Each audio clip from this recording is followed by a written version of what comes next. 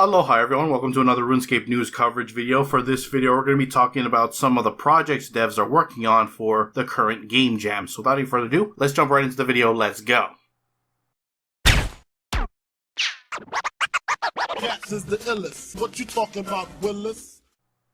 Alright guys, before we get started, just a quick caveat. Game Jam content are projects that JMods work on the side, not part of the general release schedule, and therefore are not guaranteed to ever make it into the game. Although a lot of Game Jam updates do eventually see a full release, there are some in the past that have never seen the light of day, so keep that in mind going forward. That said, we do have some insight as to some of the projects that some of the JMods are working on with the current Game Jam via Twitter, so let's take a look at what some of the JMods are doing. Starting off, probably one of the most anticipated updates that players have wanted from Game Jam for a very long time is Karamja getting a graphical update. Mod Alex tweeted out, day one of the Game Jam is done, and the next area graphical update is looking pretty sweet. No screenshots yet, but here's a hint. It sounds like, and with the emojis, if you didn't piece it together, is a car, ram, jar, which sounds like Karamja. We had hints at a graphical update to this area a very long time ago, but never saw the light of day. So it's very good to hear that it's actually being worked on and very likely to see a real release in the future. In a similar vein, Mod Black Witch tweeted out that she'd like to hear our thoughts on a more gloomy Berthorpe and gave us these images here. We can see Berthorpe clearly in a much gloomier environment. Nothing really changed about the actual assets or anything like that. It's just the environmental effects to bring it more in line with the old school Berthorpe from obviously old school RuneScape and all those years ago, which does look really good in my opinion. But not only that, she continued on to say that along with Mod Jin, they are tackling the rest of the free-to-play area that they didn't get to with the more recent graphical changes to some of the areas like Lumbridge, the Paterdomus area, etc.